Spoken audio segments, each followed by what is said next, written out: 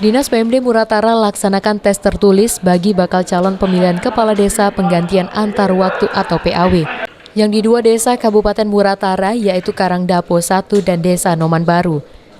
Ke-15 bakal calon kades yang ikuti pelatihan tersebut terdiri dari 11 bakal calon pilkades PAW Desa Noman Baru dan 4 bakal calon pilkades PAW Desa Karangdapo 1. Tes tertulis sendiri dilaksanakan untuk menyeleksi bakal calon kades yang memenuhi syarat administrasi lebih dari 3 orang bakal calon.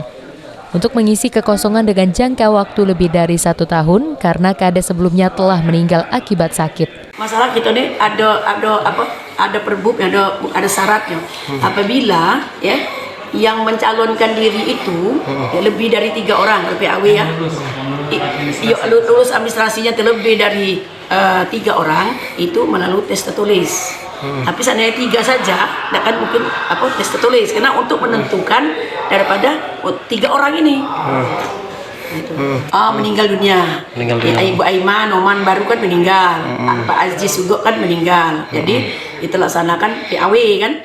Salah satu peserta tes mengungkapkan dirinya mengikuti tes ini untuk meneruskan perjuangan ibu mertuanya yang sebelumnya menjabat menjadi kades telah meninggal akibat sakit. Tujuan